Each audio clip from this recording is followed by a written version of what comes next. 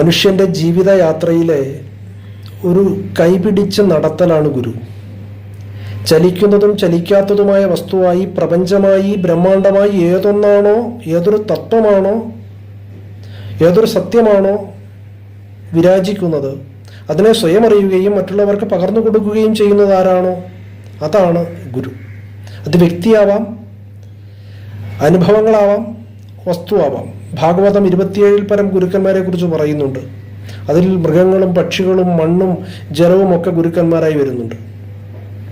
അപ്പം അങ്ങനെ ഏതൊരു തത്വമാണോ, ഏതൊരു വസ്തുവാണോ, ഏതൊരു വ്യക്തിയാണോ അറിവില്ലായ്മയിൽ നിന്നും അറിവിൻ്റെ അഞ്ജനക്കോല് കണ്ട് കണ്ണെഴുതിച്ച് അറിവാകുന്ന ആ വെളിച്ചത്തിലേക്ക്, കാഴ്ചയിലേക്ക് കൈപിടിച്ചു നടത്തുന്നത് ആ ഗുരുവാണ് ജീവിതത്തിൻ്റെ യഥാർത്ഥ വഴികാട്ടി.